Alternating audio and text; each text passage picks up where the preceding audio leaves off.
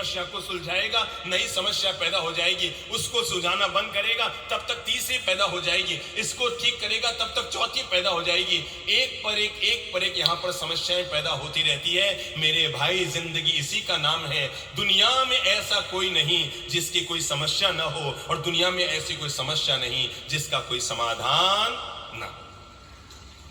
दुनिया में ऐसा कोई इंसान जल्दी आपको न मिलेगा जिसके जीवन में, अरे बड़े से बड़े जितने महापुरुष हुए, सब महापुरुषों के जीवन में कोई न कोई समस्या तो आई ही थी। अरे कल्पना करो, भगवान श्री महावीर के कान में तो कीले ठोके गए।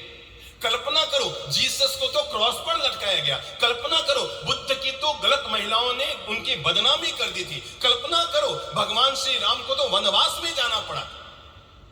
कल्पना कीजिए, भगवान श्री कृष्ण जब जन्मे ना, तो वहां पर थाली बजाने वाला कोई था? कारागार में जिनका जन्म हुआ। समस्याएं तो दुनिया में ऐसा कौन सा महापुरुष है जिसके जीवन में समस्याएं न आई हो? समस्या आना जीवन का पार्ट ऑफ लाइफ है, लेकिन समस्याओं को मुस्कुराते हुए पार करना, इसी का नाम जीवन का आर्ट ऑफ लाइफ है। पार्ट ऑफ लाइफ परमात्मा के हाथ में है, हमारे हाथ में नहीं है। पार्ट ऑफ लाइफ परमात्मा के हाथ में है, पर आर्ट ऑफ लाइफ हमारे हाथ में है। जीवन में कब क्या होगा ये हमारे हाथ में नहीं है, पर उन समस्याओं को कैसे पार लगे, मुस्कुराते हुए पार लगे, शांति से पार लगे, प्रेम और मिठास से पार लगे, ये हमारे हाथ में है। समस्याएं पार्ट ऑफ लाइफ है, लेकिन समस्याओं से पार लगने के लिए मुस्कुराते हुए अपनी जिंदगी को लगाना, इसी का नाम आर्ट ऑफ लाइफ है। तनाव एक बार दिमाग में लीजिए, हमारे पास दो तरह के विकल्प आए। पहला विकल्प आया कि हम बहुत ज्यादा चिंता और तनाव में घिरे हुए थे।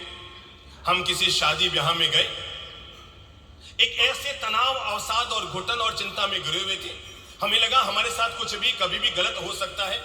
हमारी कोई ऐसी भीतरी बात जो लीक हो चुकी है, और जिसके लीक होने पर हमारे जीवन में बड़ी मुसीबत आ सकती है। और आप उस चिंता से घिरे हुए कि पता नहीं अब ये मुसीबत कब सामने आ जाए। और तभी आप पत्नी के साथ विवाह स्थल पर गए हुए हैं। वहां पर 56 प्रकार के पकवान बने हुए हैं, 56 भोग बने हुए हैं, 10 तरह की मिठाइयां बनी हुई है, 10 तरह की नमकीन, आइसक्रीम और ये वो इज्जा पिज्जा सब बने हुए हैं। आपके सामने सारी चीजें आती है। दिमाग में लीजिए, जब आप चिंता में भरे हैं, अवसाद में भरे हैं, घुटन में भरे हैं, उस समय आपकी स्थिति क्या हो रही है?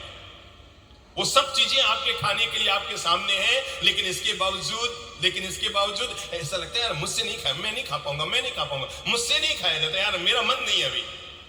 ध्यान में लीजिए, मन में अगर चिंता भरी है तो 56 भोग भी फीके होते हैं, पर मन में अगर आनंद और मिठास भरा है तो दाल रोटी के सामने 56 भोग फीके होते हैं। जब हमारे मन में मिठास भरा है, जब हमारे मन में आनंद भरा है, और हमें पता लगा वो जो चिंता वाली बात थी वो बिल्कुल समूल नष्ट हो गई, और अब तो उसके बारे में कोई सोचने की जरूरत नहीं, और तब हमारी थाली में केवल दाल और रोटी आएगी, तब भी वो दाल रोटी हमें कितनी सुहाएगी, कितना आनंद देगी, कितनी खुशियां देगी, हम कितनी मस्ती से वो दाल रोटी खाते हैं। मेरे भाई, याद रखना, सुबह उठते हैं ना तो हर इंसान को लगता है कि जीवन के लिए पैसा जरूरी है, पर जब रात को सोता है इंसान तो हर इंसान को लगता है जीवन में पैसे से भी ज्यादा जरूरी आदमी के भीतर की शांति है, मन की शांति है, भीतर का आनंद है, भीतर की मस्ती है, भीतर की खुशियां।